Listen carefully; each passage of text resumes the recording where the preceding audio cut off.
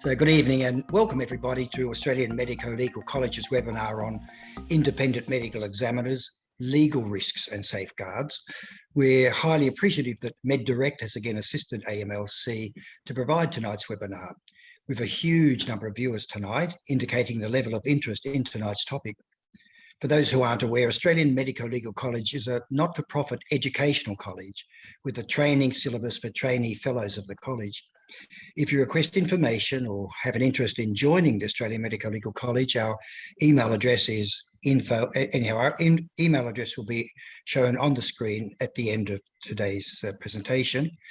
Over recent years, there's been a significant increase in what often appear to us to be vexatious complaints against IME consultants. It's often seen to be an attempt to negate the consultant's medico-legal report. And although the complaint is usually, but not always, found to be baseless, it's always a distressing process for us, the consultants. A list of the most common types of complaints against IME doctors will be on your screen in a short while. But tonight we'll be specifically discussing how we can reduce the risk of vexatious complaints and how to address them when they occur. The focus will be on the specific situations that occur with independent medical consultants, because of course we're all aware, or should be aware, of how to reduce the risk of the complaints that occur in clinical practice. And lectures on how to prevent those, the clinical practice complaints, are best provided by general medical organisations such as the AMA or the professional indemnity insurers. Well, tonight we'll be specifically discussing common allegations against IME doctors, whether legitimate or vexatious. Is the complaints process fair? And does it effectively serve its purpose? And we'll be discussing also the real risk of vexatious claims. And of course, most importantly, we'll be discussing safeguards to protect against those complaints as much as we possibly can. Tonight's webinar includes viewers from across Australia, and we'll be discussing issues that are common to all of us. The process of managing complaints is somewhat similar in all Australian jurisdictions, but as the names of the medical disciplinary organisations vary, tonight we'll just refer to them generally as medical councils. You can ask your medical indemnity organisation for specifics on how the process works in your state, although presumably you already know. We're fortunate to have as our guest speakers Andrew Blandford, who's a lawyer and special counsel for Avant Medical Indemnity, and therefore clearly deals with complaints against doctors. Dr. Joe Healy, who was previously the medical director of the Medical Council of New South Wales, and in another life, she was also previously the medico-legal advisor of MIPS Medical Indemnity. So again, with great experience in both sides, I guess, of the complaints. And our other presenter is Bill Madden, who's a lawyer and special counsellor at Carolyn O'Day Lawyers. We're also fortunate to once again have as our facilitator Sue Larson of MEDirect, who's invested a huge amount of time and skills in preparing for tonight. So over to you, Sue. Thank you. Thank you, Richard. Well, good evening, everybody. The subject of this webinar is one that I know has hit a raw nerve for many IMEs, and a number of you have taken the time to write in to share experiences and to ask questions. On the screen are a small handful of examples of allegations commonly made against IMEs. As you peruse this list and consider your own experiences, you may have found yourself facing similar allegations, perhaps about the report's content or how the information was gathered, allegations of causing pain or further aggravating the injury, allegations of a sexual nature, or maybe something completely different. So Joe, as past director of the Medical Council of New South Wales, are these examples purely vexatious, or are there legitimate issues that require behaviour and practice modifications by the IME consultant? Thanks, Sue. Look, I think this is quite a difficult area because there's no question that the motivation for submitting complaints at times against IMEs is a vexatious one.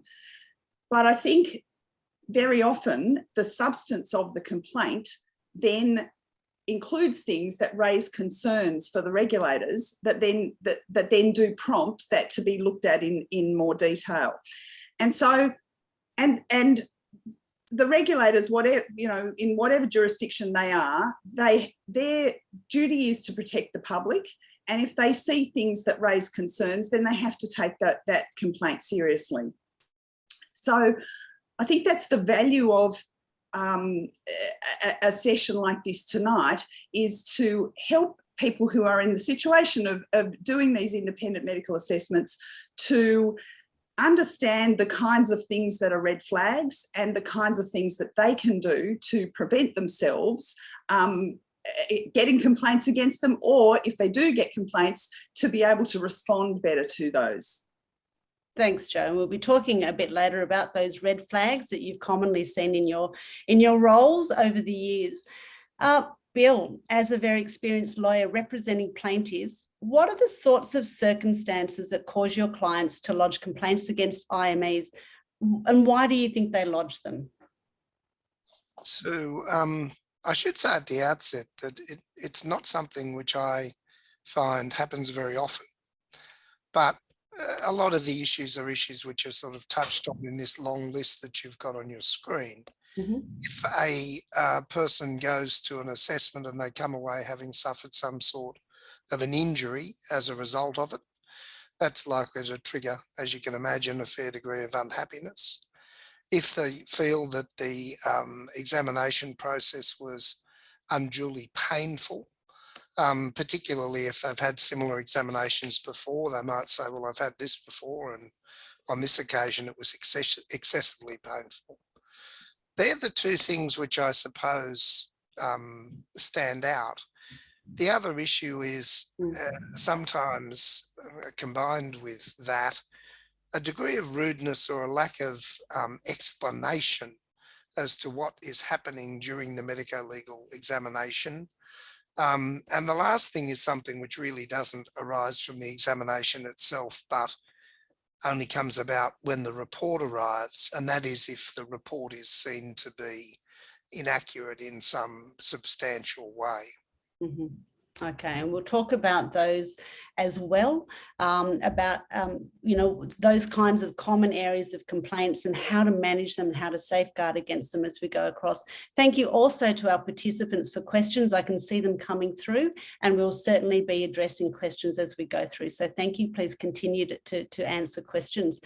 So what we're going to do now is take a look at the process of what can happen. Just a moment. Okay, let's take a look at the process of what can happen when an allegation is made. And I have two examples that I'd like to share. Now, one of our participants has written in regard to or regarding an urgent medical disciplinary hearing that occurred 6.5 years after they produced an unsupportive IME report on a claim of extreme invalidism. The complaint came not from the claimant, but from a third party who was treating the claimant for chronic, severe mental health issues. And she said she was forwarding it because of the mandatory reporting obligations of the Medical Council. The claim was later dismissed, but only after the doctor had attended the hearing flanked by a barrister and a solicitor and endured what he experienced as an interrogation by the tribunal of 3 people, which composed of 2 doctors and a layperson. The IME called it a ghastly event, and one in which the Medical Council had the explicit power to deregister the doctor on the spot. In the second scenario, the IME consultant had been reported to the Medical Council, the police, and the New South Wales Healthcare Complaints Commission, with a claim of sexual assault also arising after delivering an unsupportive IME report. There had been no mention of the alleged assault to anyone over the 4 weeks between the time of the assessment and the delivery of the report. The Medical Council and police quickly determined that the IME had no case to answer, but the Healthcare Complaints Commission, which some have said employ no medical staff, continued to investigate for another 2.5 years. A 4-day tribunal was then held, which found the IME not guilty of the charges, but it did uphold one accusation which hadn't been made in the original letters of complaint, and that was that the IME had not left the room when the claimant had removed her trousers from under her knee-length tunic. There was no avenue for appeal. The claimant received a large lump sum payment as the IME report was negated. But the IME and his family suffered greatly and were left with severely reduced referrals after a process that took 3.5 years to complete. Now, Joe, in reading these accounts, the pain and distress experienced by these medical experts is almost palpable, and the words vulnerable and exposed come to mind. Many IMEs who've gone through the complaints process have commented that it's all too easy for an examinee to lodge an unfounded allegation without any consequences, while the IME is subjected to fierce scrutiny and left to pick up the pieces both mentally and reputationally. So I'd like to ask you, Joe, about the effectiveness of the complaints process. Is it balanced? Is it fair and appropriate? Or should there be greater measures put in place to rule out vexatious claims before they gain traction? Look, the first thing I want to say about those scenarios is that I completely understand how traumatic and distressing it is to receive a complaint like that, to have a complaint like that made against you, and also how difficult the process of the investigation can be to navigate. I'm not going to comment on the particular cases, obviously, because I don't know all the details. But the first thing I want to say about it is that I think that the process that the regulators go through in terms of investigation is quite a kind of complex and opaque one. And I think it's a hard one for the person who's the subject of the complaint to understand and to feel like they know what's going on. And that's one of the reasons, and I'm going to sound like a bit of a broken record tonight, but that's one of the reasons why when somebody gets a complaint against them, the first thing they need to do is speak to their medical indemnity provider, because they do understand the process and they will guide you through it. The second thing is that whilst things about these particular complaints, the third-party complaint, unfounded allegations, it feels really unfair. Overall, I do think, and I mean, I can only speak for New South Wales, but I think overall, the regulators do set out to make their processes fair and to provide the doctors with due process, bearing in mind that their priority and the reason that they exist is to protect the public. So that's their kind of bottom line. Now, I'm not saying that every time a case is dealt with by the Medical Council or the Healthcare Complaints Commission. By the way, I do want to say that the Healthcare Complaints Commission does have a medical advisor who has input to any of these to all complaints actually. So there are doctors there, and there are certainly doctors on the Medical Council. So I'm not saying that things are done perfectly, that they couldn't be done more quickly, that the communication couldn't be better. There are inevitably issues like that, particularly during these big and drawn out cases. But I do think that overall, the process is fair. Whether or not there is anything that could be done to prevent these things getting traction, it comes back again to my point about getting medical defence organisations involved at the beginning, because they will help, and we'll talk about this more later, but they will help to formulate a response that doesn't kind of ring alarm bells for the council and the Healthcare Complaints Commission. I think you asked about statute of limitations. Yes. Is there a statute of limitations, or can a complaint occur at any time, whenever, 7 years down the track?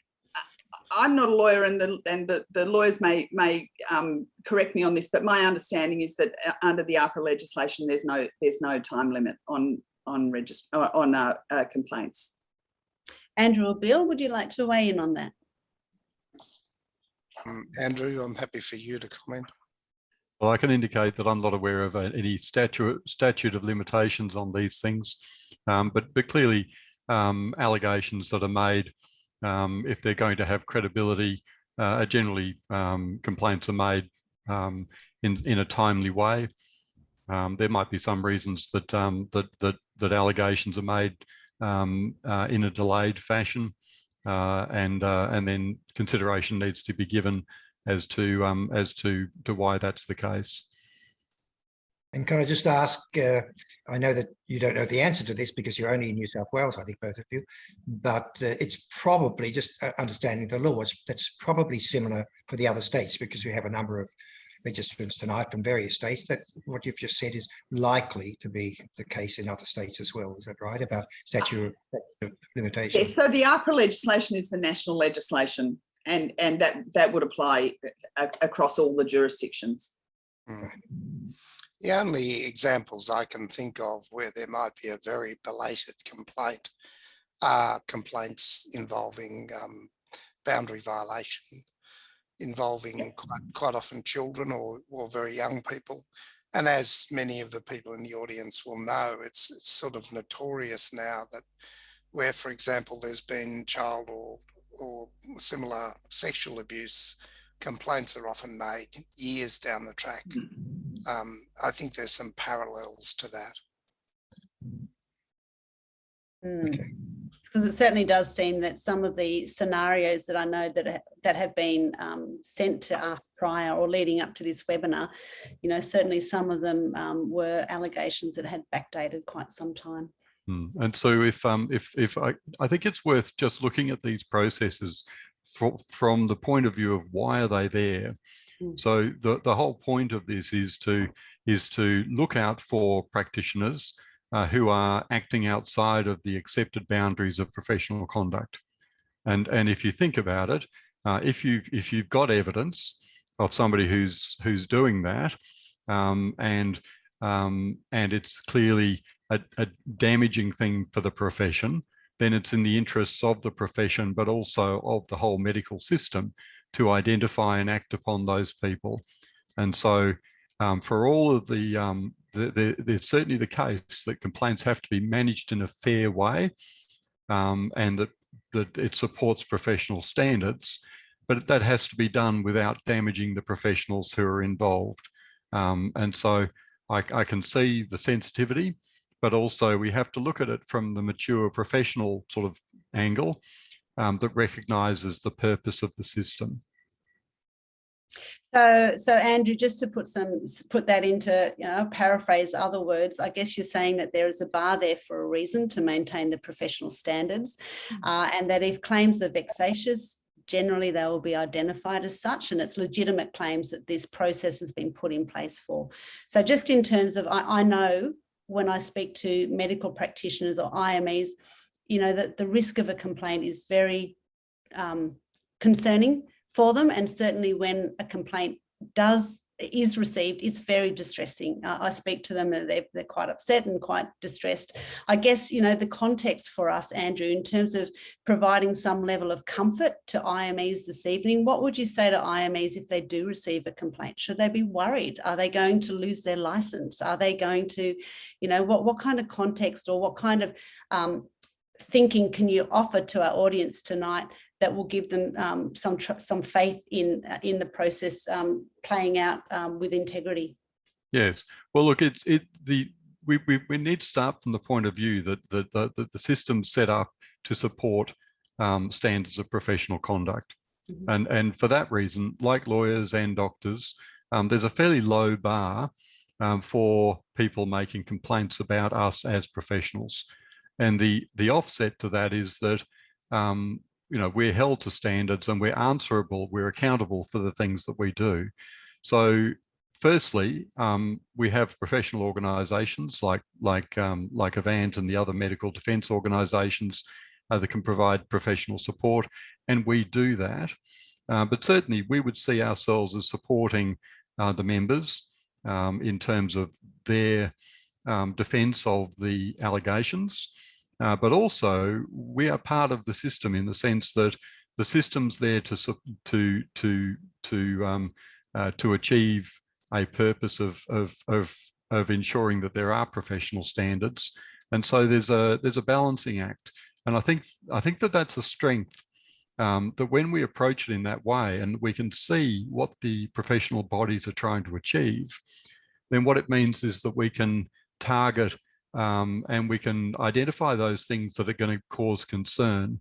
So, for example, if you've got a relatively a frivolous complaint, or if you've got somebody who really has an axe to grind, it's then a matter of identifying what are the factors around that, highlighting those, and identifying any inconsistencies, and then inviting the professional organisation, the professional bodies to recognise the nature of the complaint. But vexatious complaints are like all other complaints in some respects, that there are that they tend to weave some elements of truth with a lot of elements of falsity, and then it's a matter in terms of how the professional person has protected themselves and how they've conducted themselves, as to how easy it is to identify the falsehoods. Okay, so we're going to have a talk in a moment about some of those safeguards, given that some claims will be vexatious, and how do you protect yourself against those. I've got a couple of questions from the audience. Bill, first one for you, please. Is there any truth to the suggestion that some plaintiff lawyers encourage clients to lodge complaints to discredit the IME's assessment, or to prevent the report from being presented at hearings while the doctor is under investigation? I think the short answer is no. There is no prohibition on a report being tendered in a hearing simply because there's been a complaint made to one of the regulators, or even if there is an investigation. And if a complaint is made, to the extent that I suppose someone might say to me, look, I think I want to make a complaint about this particular doctor. What should I do? I know we'll be going to court in a couple of months. I'd be more inclined to say to them that, you know, if it's a legitimate complaint, you're probably better making it now rather than waiting to see what the report says, because otherwise it just looks like you're unhappy with the content of the report, if I can put it that way. Well, that happens commonly. Well, that's then a complaint after they've seen the report. And then you've got to ask, well, is it a different complaint? Is it a complaint about inaccuracy in those circumstances? Whereas a complaint before the person has seen a report might be a complaint about, as I said before, the manner of the doctor, rudeness or some inappropriate questioning, boundary violations, those sorts of pain, those sorts of things, which have got nothing to do with the content of the report. Yeah. So, Joe, just going to touch base on something that Bill said earlier, and that is in terms of, you know, the timing of which report a complaint might be made. From the perspective of the medical counsel, if a complaint is lodged after a medico-legal report is provided, does that change the way the medical counsel views it? Does it increase the level of doubt, suspicion, curiousness, and does indeed the medical counsel take into account that this is not a normal doctor-patient relationship? There are dollars at stake here based on the outcome. I'll answer your second question first, which is yes, they do. So in New South Wales, every complaint is jointly assessed by the Medical Council and the Healthcare Complaints Commission. And as I said earlier, there are doctors on both of those bodies.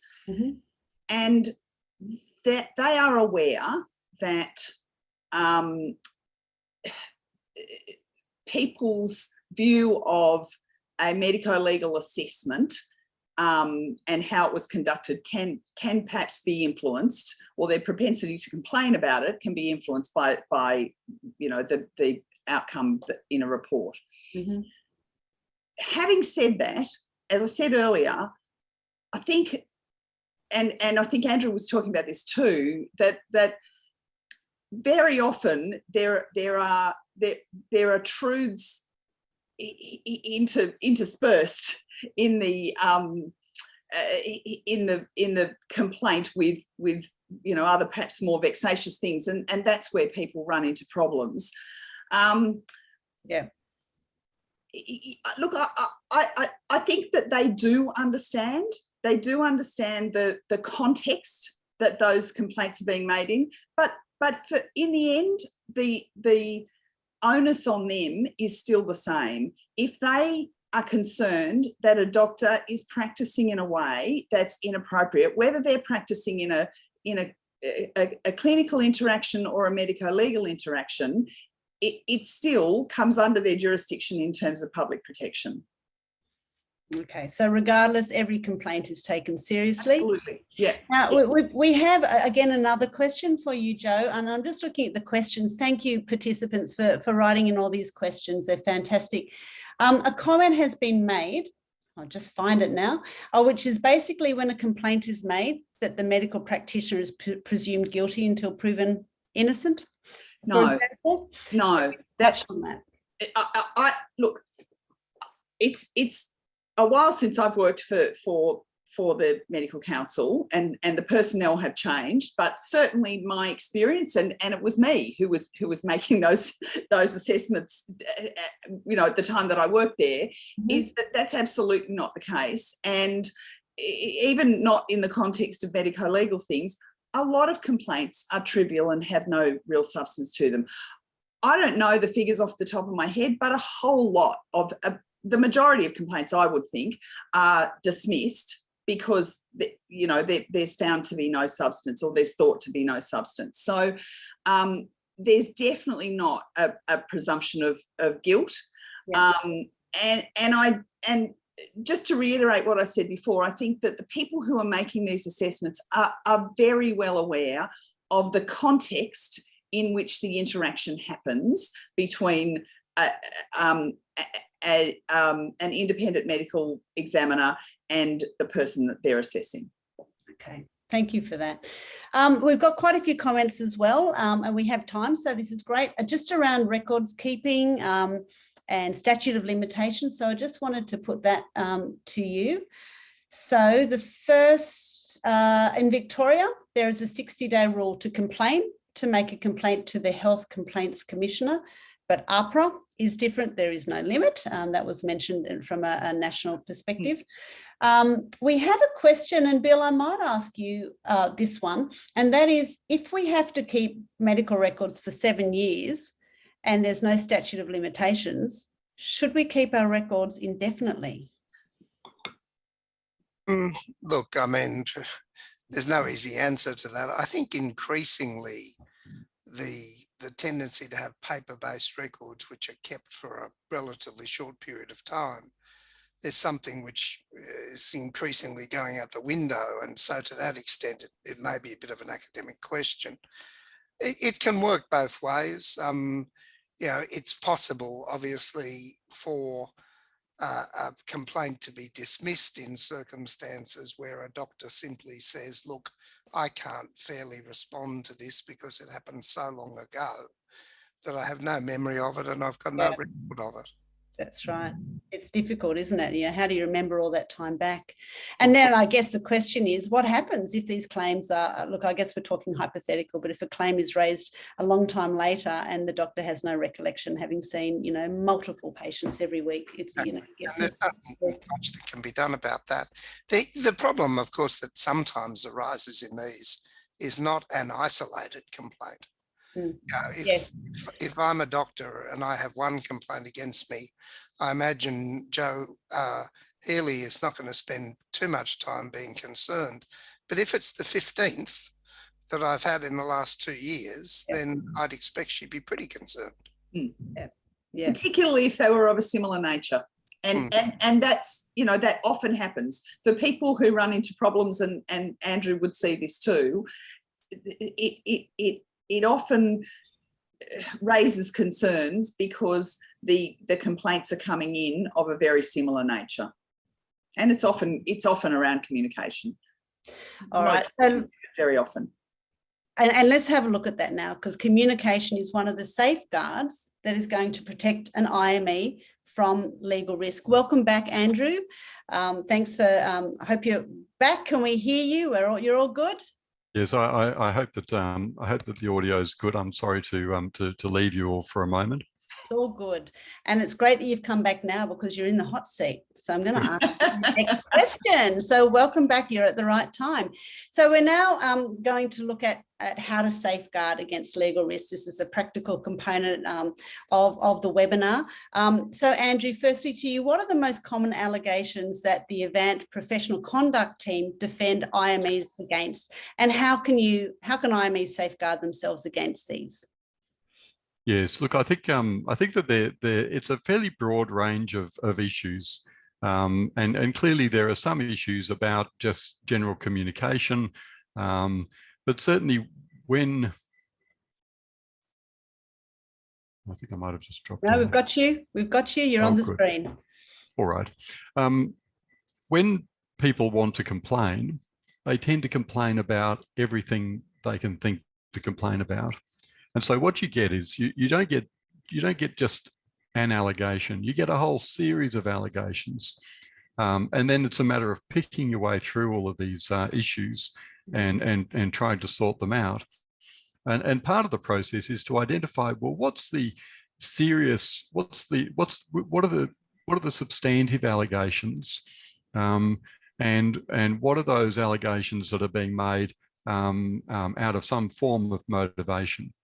And I think in part it's worth looking at things from the IME subject's point of view, because while there might be people who maliciously go and make false complaints, I think the truth is that the majority of people, they're self-serving, but they see themselves as in a position of some vulnerability.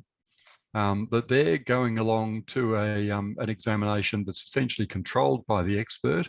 They're seeing that the expert is not necessarily aligned with their interests. The expert's not their doctor. There's no doctor-patient relationship. And so they don't see the doctor as necessarily serving their interests at all.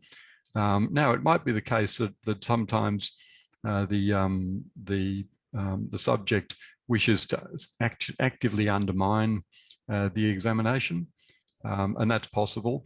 But I think it's worth just being attuned to the discomfort and vulnerability of the IME subject, and using that as a guide to how these complaints develop and what they might look like. Okay, so I think that's the better point of view.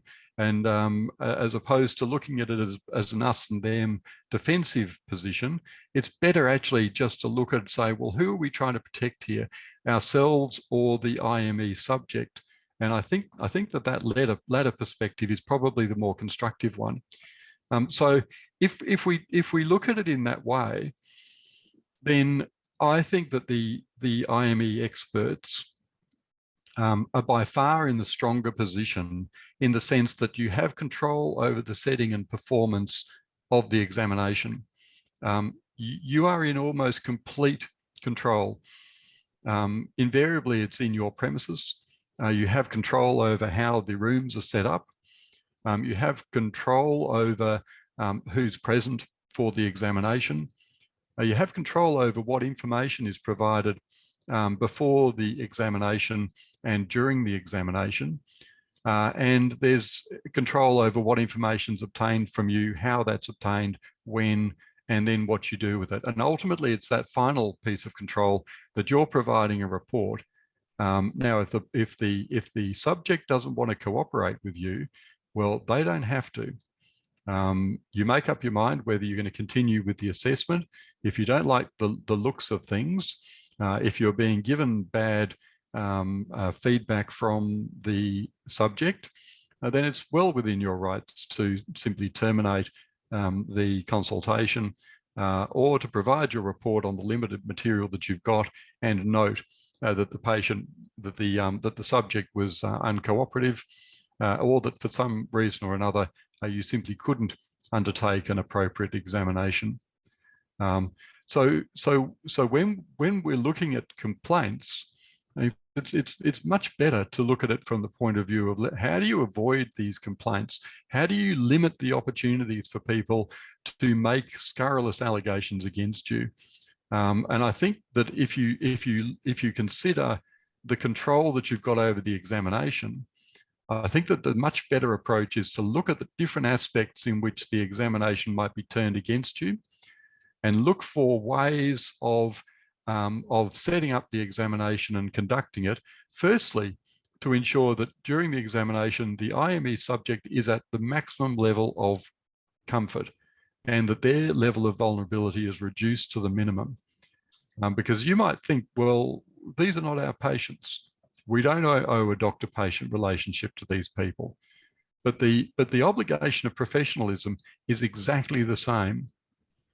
So the distinction between an IME subject and a patient, I think, are really important, but they need to be considered and they need to be understood. So you're acting as in your most professional manner, but this patient doesn't know you, they don't trust you, and they might be suspicious. So, for example, some of the cases where people have made complaints, patients have been upset by the doctor providing personal information about themselves. And it might be that in some cases of a doctor-patient relationship, you might share some information about yourself to develop a doctor-patient relationship to make the person feel at ease. But in the context of an IME, that's a pretty risky strategy, because then they might not be looking at you in a professional way. If you give away a personal information that might make it look like you're not actually approaching this from a professional angle, and then, for example, you happen to come into contact with them in a way that they interpret that differently than they would if they had a different perception of the examination. And I think that it's in some of these very subtle things that a difference can be made. And the only other point I'd make, because of time constraints, I think it's important when we're dealing with a patient that we're explaining to them as we go. We've lost him again. Okay, I think we've lost him. I think what Andrew is saying when he comes back is that in terms of undertaking the examination, because I know when Andrew and I spoke previously, there was discussion around explaining to the examination what you're doing on each occasion. So I'm now going to lift your shirt so I can examine your lower back, or I'm now going to, watch how you cross the room. I think that's where Andrew was going in terms of just communication. I guess over communication is always better than under communication to set mutual expectations. Joe, and thank you for all the questions. We're going to come to some of these as well because they're fabulous. Joe, I'm going to just, before I do that, ask you to reflect on the complaints that you've received during your time at the Medical Council of New South Wales, and then, of course, your subsequent role with MIPS. What advice can you offer our IMEs to protect against complaints? And I think as well, we'd really love to hear some really practical scenarios, because, listening to Andrew speak, it sounds like there's just so many areas where there's grey areas, or potentially where, somebody could receive something that you do or say the wrong way. So knowing that that's going to happen, and knowing that you've already got people who are in an antagonistic environment, what are those safeguards if somebody is antagonistic, or if somebody is already cautious or suspicious of you and doesn't trust the relationship? How do you, practically speaking, move through that and protect yourself if something does happen? Okay, look, the first thing I want to pick up on is something that Andrew was talking about, which is the nature of the relationship. in this situation as distinct from a clinical, doctor-patient relationship. And it is different, and it obviously influences the way that the patients perceive it. But my experience is that also it can influence the way that the doctor behaves as well. And to some extent, that's entirely appropriate. You don't have an ongoing relationship with them. You're there to make an independent assessment. But the point that Andrew made that I would absolutely endorse is that you still have a relationship, you still have an obligation to have a professional relationship with them. You have to behave in a professional way. And you also have an obligation to just treat them like a person and a human being.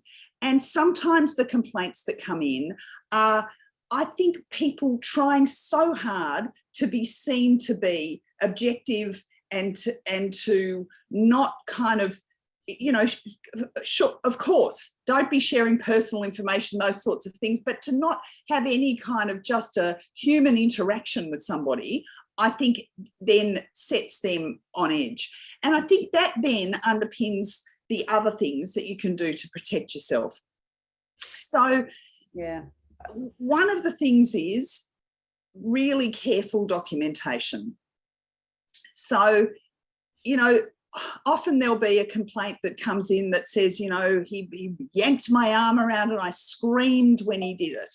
Now, if when you're doing the examination, you realise that has caused them some pain, first of all, as Andrew was saying, explain it to them, and you were saying, explain to them, this is, I have to try to understand, I have to try and assess your range of movement or whatever it is that you're doing, but also document that so that afterwards, when they say, I couldn't move it at all, and you found that there was whatever range of motion there was and that there was no screaming, then you've got that documented. Mm-hmm. Explaining why you need to do things, explaining why you need them to take their shirt off. Why do you... I saw one of the comments before about, part of my assessment is actually watching them undress. Yeah. That's a little bit tricky, and I'd be interested in Andrew's view on that. But if that is part of it, then I think you need to say that to them, so that they don't think that that's some gratuitous thing that you're just sitting there watching them take their shirt off. I think the challenge with that, having spoken to many IMEs, is that little things like watching them leave their car, come into the consultation, because we're in such an antagonistic little environment that is IME. We are there to try and sort out legitimate versus illegitimate, and part of that observation is really important for an IME to try and sort through that. It's difficult. And then if you say, I would like to watch you take your shirt off, it kind of sets them up to say, well, I'm going to show you how hard it is for me to take my shirt off. So there's all of those kinds of challenges that IMEs, consultants are faced with, because it isn't that natural patient, doctor-patient relationship. It is one where they're answerable to the court, and they're needing to, undertake detective work to really work out where the true injury lies. It's challenging. Yeah. The other thing I would say is, if something, if in the course of the examination you're aware that, there's something that's, and often people are, often they'll say afterwards, I just knew that patient was a bit tricky. But if something happens, like you accidentally brush their breast as you're examining them, again, it's kind of just normal human interaction. Apologise, and I would not necessarily put it in the report, but certainly for yourself, I would be documenting it. I'm just checking my notes to see if there was anything else that I was going to say about this. I don't think so. Mm-hmm. I think they're the main things that I would say. If you can, and I get the constraints and the limitations, but if you can explain what you're doing and why, then I think that makes it a less fraught interaction. Okay, I'm going to just shoot a couple of questions to our panelists, nobody in particular for these ones, just really quick responses. I guess the first one is there any sense of, numbers in terms of vexatious complaints in IME versus other? Do we have a sense whether it's less or more, and what number they might be each year? Look, I could probably contribute to that. I don't have any statistics. Just from looking at the cases and asking around, the number of what you might consider to be vexatious complaints would appear to be, very small. But I think that the significance is that they might be a small number, but they're extremely disturbing and destructive for the people that they occur to. I mean, there's an element to which vexation or vexatiousness is a matter of perception, but I think that there's no doubt that there would be some complaints out there that are just people seeking to make problems. And while I don't think that there's a large number of them, they're extremely problematic, and you really don't want to be the subject of one. Okay, further to that question, telehealth over the last 2 years has been a massive increase in IMEs done via telehealth. Are there more or less complaints? I'm not working in the system now, so I'm not sure. Anybody have any idea? You may not know. That's okay. I can indicate that so far as I'm aware, I haven't run across any that have gone down that path. Mm-hmm. There is perhaps a bit of an overall concern that what was meant to be telehealth really just became phone calls. And if we're talking about medico-legal assessments over the phone, the difficulty of developing a rapport and sort of interpreting what is said by people, I think is even more challenging, and the scope for misunderstanding and poor communication is greater. Certainly if it's a phone call. If it's a video environment like this, can be a lot better, but you do have the lack of information as to whether there's anyone else in the room, whether there are any distractions that are happening, things like that can sort of, for want of a better term, contaminate what otherwise would be a somewhat easier assessment. Mm. Another question. Sorry, Andrew. Yes. Just to chime in on that one.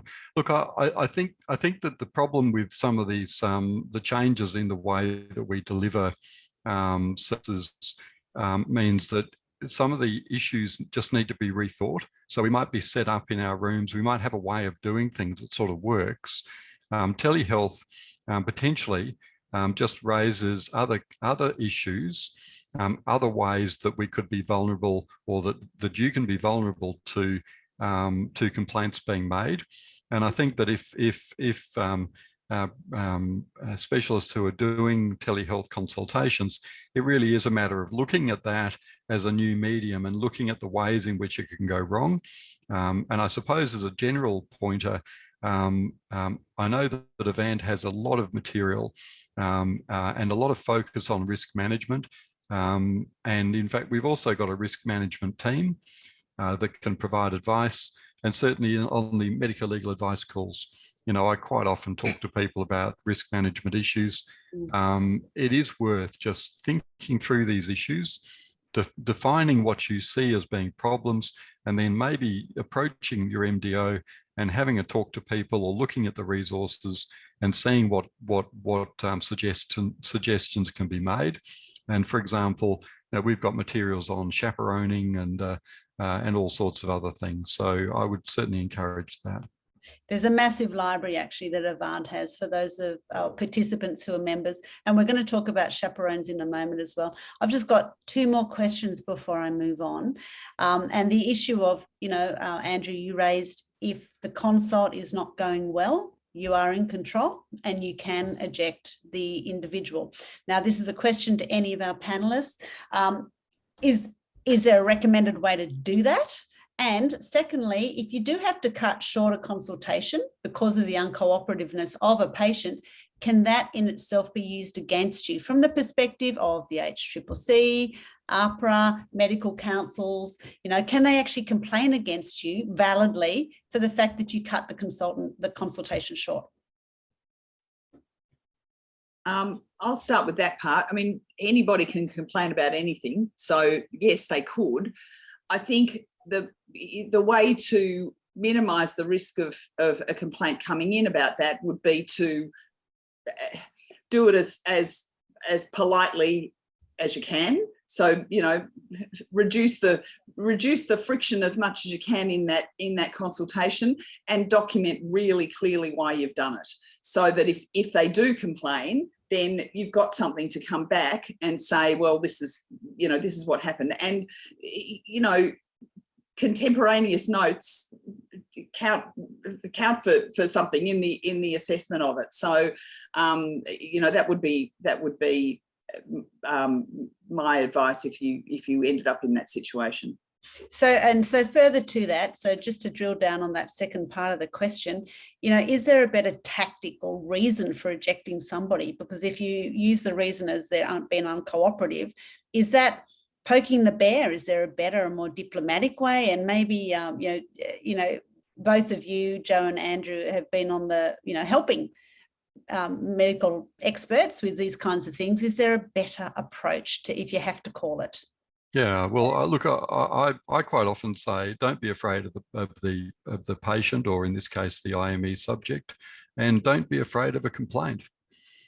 If you know you're controlling the examination, and if you take the view that you cannot do your job in examining and reporting on a patient on a subject, then you're perfectly entitled to cancel that or to call it to an end.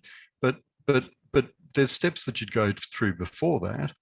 And for example, I can imagine a claimant who's not very keen on being examined, and you would say to them, well, you know, my role here is to examine you, and this is the purpose of it, and this is what I propose to do, and I need your cooperation. And what I'm going to do for you is that if you cooperate with me, I'm going to provide a report, and I'm going to provide a fair report based on my assessment.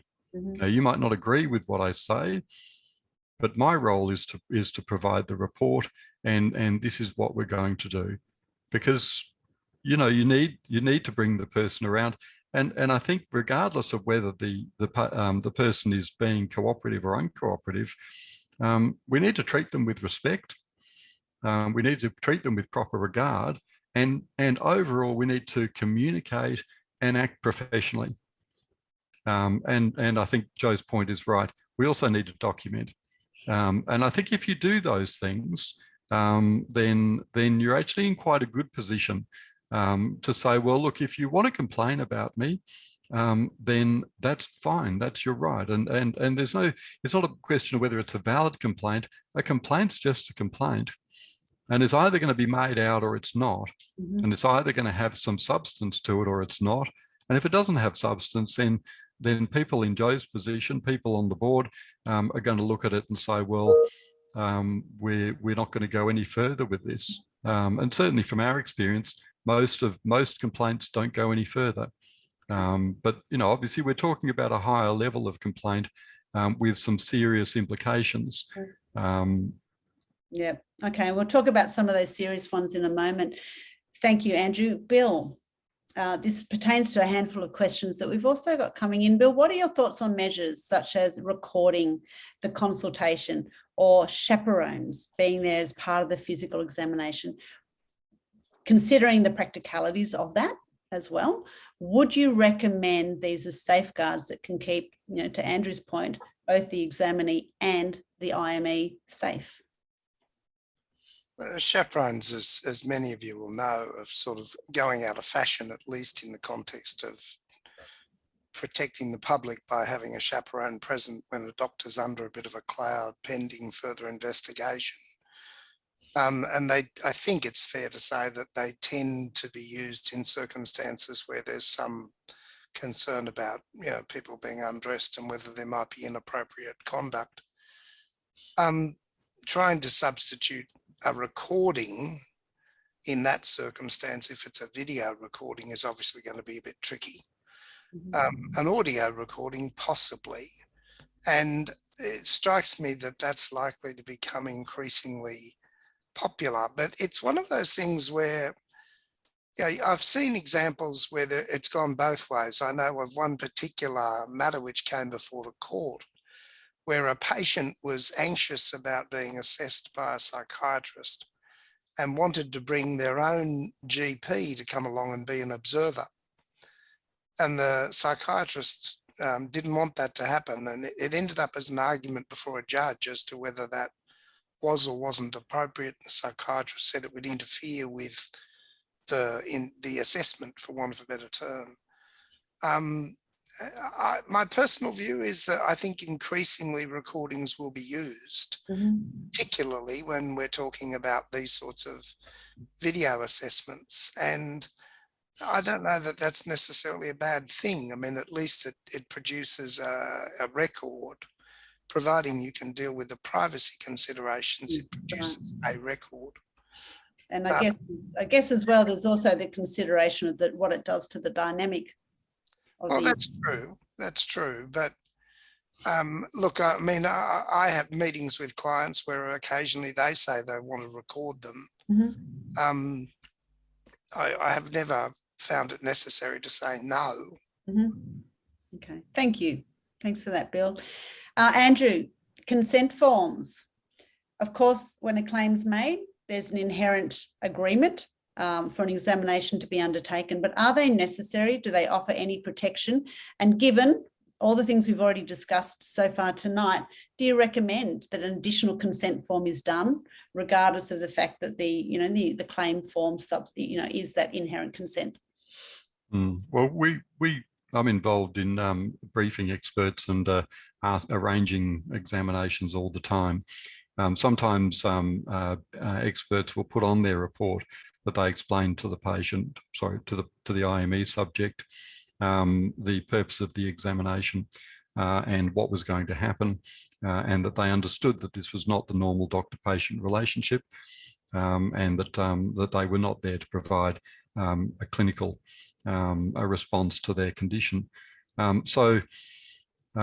I think that it's a reasonable thing to put in the report. I'm not sure whether a written consent form is actually necessary, but in a sense, this is a consent form, I suppose, acknowledges that that this person is not attending as a patient, that they're attending as an IME subject.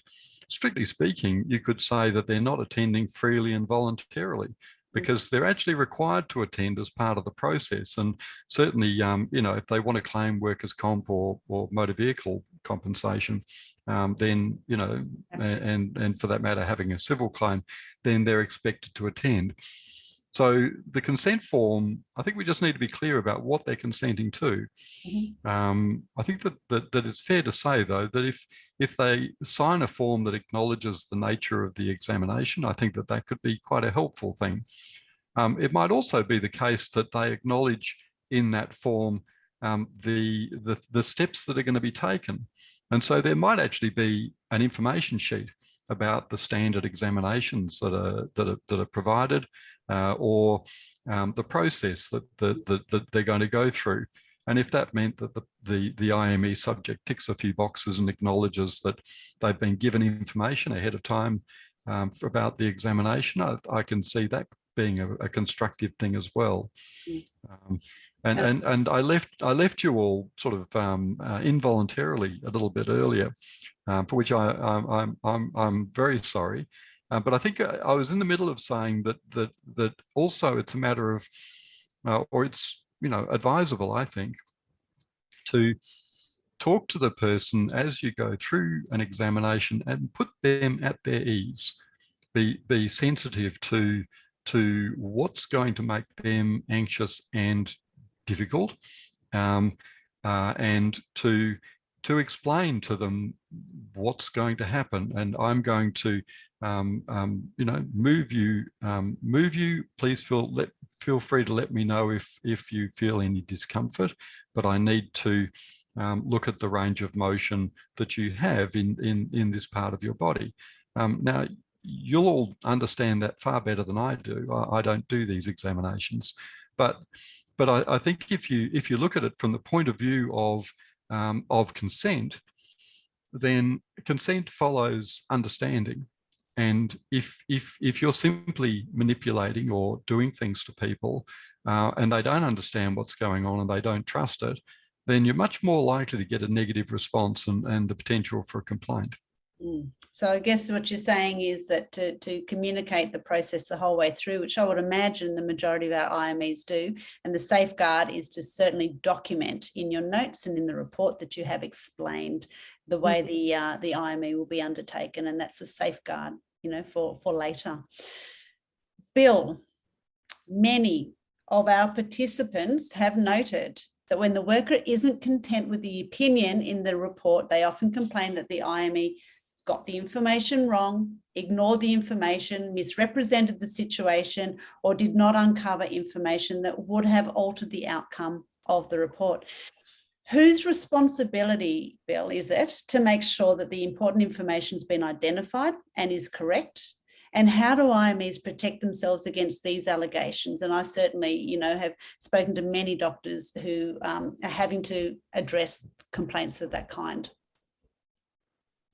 The bit at the end about uncovering information is a slightly trickier issue, because there has been a case recently where a psychiatrist was criticised by a judge in a fairly gentle way, but nevertheless criticised for simply taking a history from a person without seeking to verify it in any way. And given that there were discrepancies between the history and provided by the patient and the history in the written documentation, they really, there needed to be some attempt to reconcile that. Look, for the most part, it's the same as any other professional. I do the same thing. I write things down as we go through a process, or I might record something and I produce a report subsequently. And to some extent, if there's an error it'll be sometimes apparent on the face of the report. If it says, this man, is perfectly good and he's got no musculoskeletal difficulties, and in fact, he's had one of his legs amputated below the knee, you may not find it difficult to suggest that the doctor hasn't done a very thorough examination. But the rest of the time, you'll be looking at the notes to see what history was actually provided and how that was translated into the written report. The interpretation of the factual material, the opinions, that's a different matter. If things are just factually wrong, then, they either are or they aren't. But the history is obviously often wrong in reports, usually minor issues. And then the opinions are the things which get debated.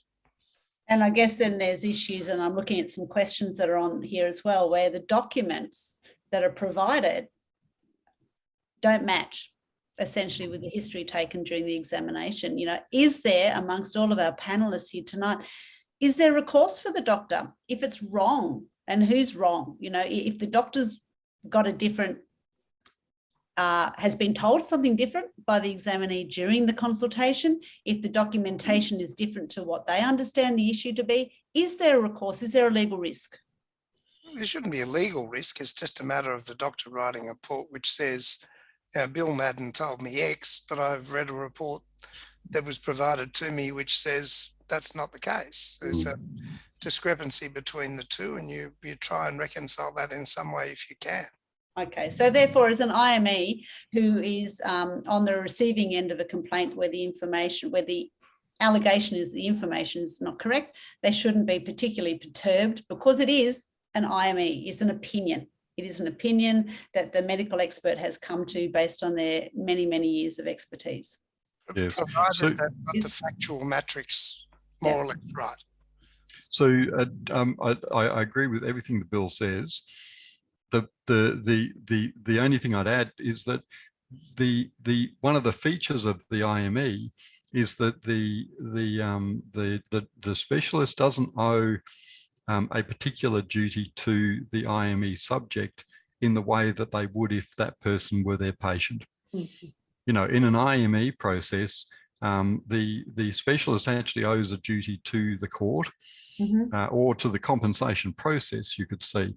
And that then puts them in a position where they actually have a positive obligation, I think, to look at the material that they're relying upon and to make an assessment of that.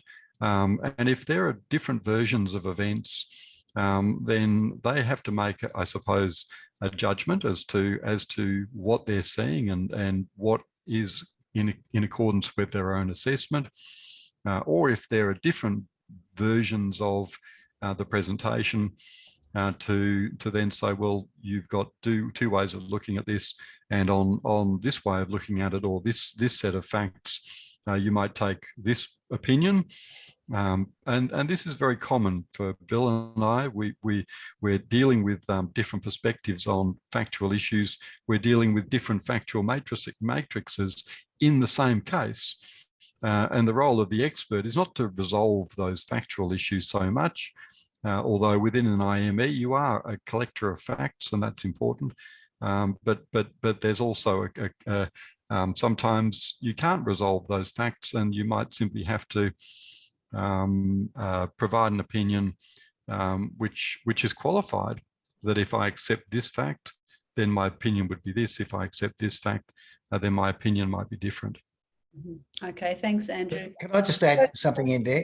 And that is that the purpose of an IME, somewhat different to the purpose or the role of a treating doctor, is to confirm or refute the information or the claimant's claim, and that should apply whether the referral came from the claimant's solicitor or the other side.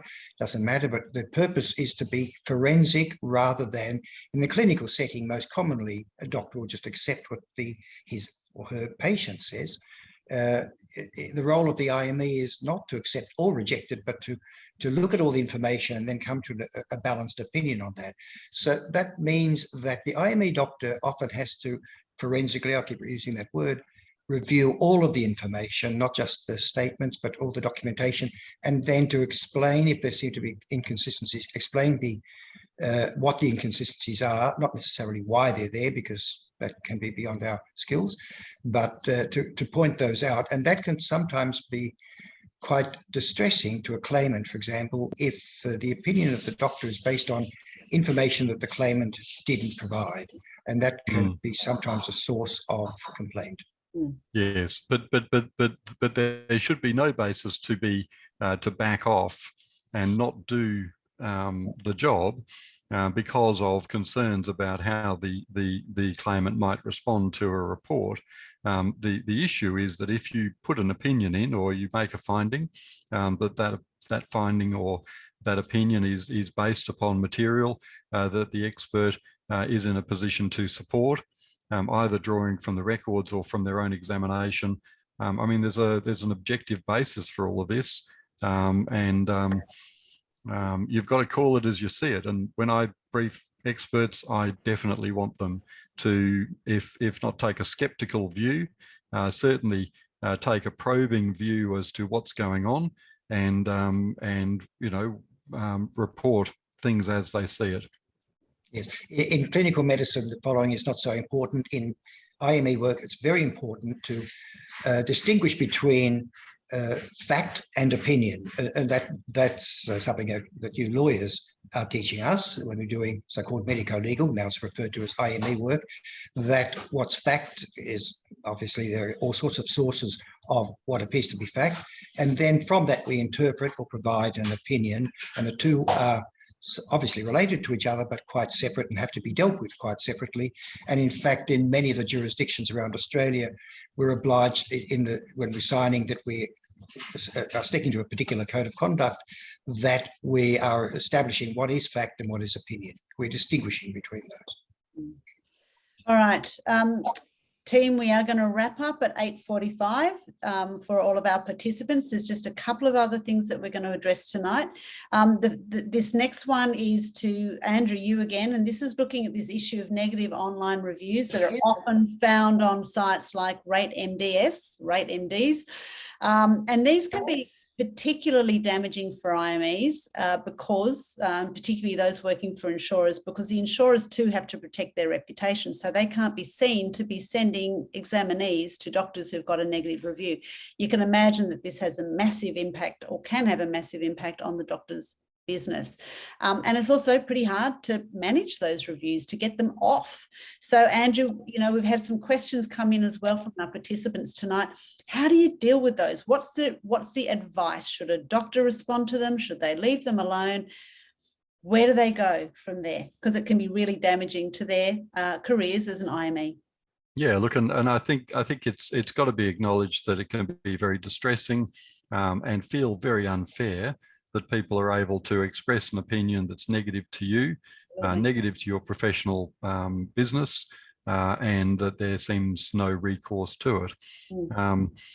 I think, though, that I mean, there is one view that says that while negative reviews are confronting, it doesn't necessarily damage your reputation, in the sense that people who use social media recognise that you get various people with different views.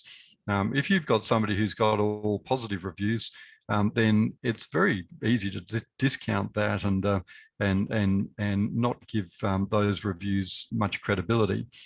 Whereas if you look through and you can see that there are negative reviews and some positive reviews, then, well, I suppose people then have to make up their own mind as to what they're going to believe and what they don't.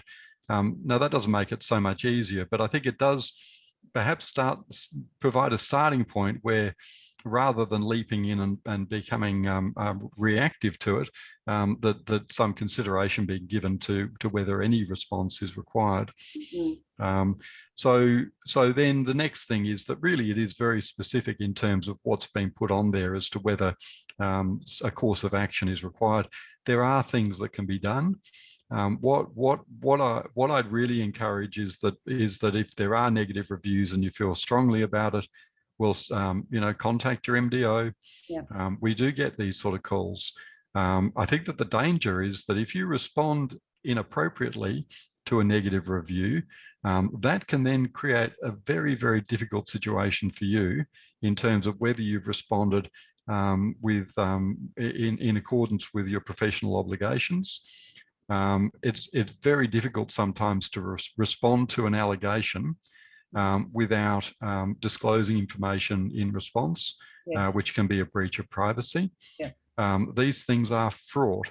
And so rather than pretending to give you the answer to all of these issues, I really would encourage that you take specific advice, but just consider whether you feel strongly enough to take action, and then we can go from there. Okay, and that leads me to Joe. Final question of the evening. You know, thank you, Andrew, for recommending participants go to their MDO for support. Joe, red flag areas. What have you seen, and what do you recommend? So I said I'd be a bit of a broken record on this, and I will be.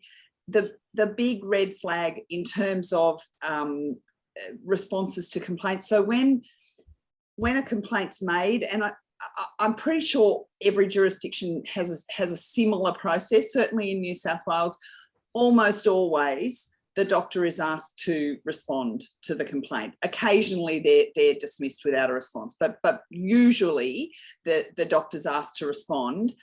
And where people most commonly run into problems is that they are angry. They think that it's unjustified. They think that, you know, somebody said something untruthful about them, and they fire off a cranky response, often denigrating the subject, the examinee or the complainant in their response. And that, for the Medical Council, for the ACCC, for any regulator, is a red flag, because that seen as somebody who lacks insight and who's not taking the professional process seriously enough. So I've seen this from both sides. I've seen it assessing the complaints, and they'd come in and you just know, okay, well, they haven't spoken to their MDO about that because they've written a cranky response. But I've also then worked for one of the MDOs when people would come and they've been called to an emergency hearing or something, and when you look at it, there's already been this backwards and forwards interaction with them firing off cranky letters, and things have escalated unnecessarily. Yeah. So I think, in terms of red flags, the things, just in terms of substance, things like it's very often communication issues and a pattern of communication issues. So a series of complaints with very similar things. I mean, obviously, there are boundary crossing things that are going to be a red flag.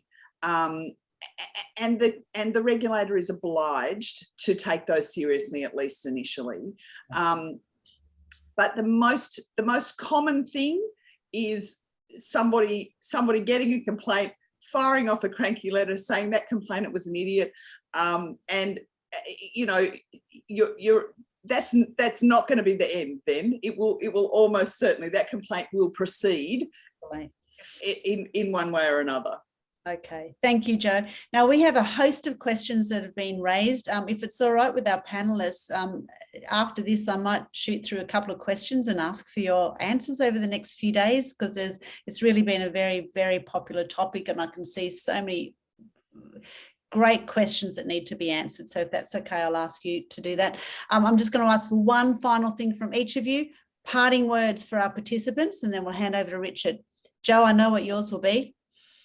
I've said it a number of times. If you get a complaint against you, the first thing you need to do is speak to your medical defence organisation. Speak to them. They will help you put things in perspective, and they will help you formulate your response to minimise the risk of you running into problems down the track. Perfect. Thanks, Jo. Bill, quick word from you. I'd like to echo something that Andrew touched on before, and that's to think perhaps a little bit more about the onboarding process for these people. They turn up. You might like to think that they've been given an explanation by their own lawyer, or that they've been given an explanation by the lawyer who's retained the IME about what's going to happen. More often than not, they've got no idea. They've just been told to go somewhere at a particular day at a particular time, threatened that if they don't turn up on time, they'll be charged some outrageously large cancellation fee. So maybe there's a better way to, as Andrew said, to give them an information sheet, or, they're sitting around in the waiting room, just give them something so that they know what to expect. I think that might be helpful. Great. And that's also echoed in our questions as well, when they don't even know that they've got an appointment till the day before. So managing expectations. Finally, Andrew, from you. Yes, thanks, Sue. Look, I can't bring myself to keep to one point, but I will keep it brief. Look, firstly, to maintain professional control over the examination and work to put the IME subject at ease. I just think it's really important, and to show a little bit of empathy and communication. Secondly, to think through the different risks. If you're concerned about vexatious complaints, they're going to be of a certain nature, which means that you think through those risks, have thought out strategies in place, and control the process. Because if a complaint arises, in some respects, you will be explaining to the board how you have anticipated the patient's or the IME subject's comfort, and how you've responded to that. And then finally, just to use the resources of your MDO to help navigate complaints, to help think through the setup of the examinations, to help solve problems before they arise.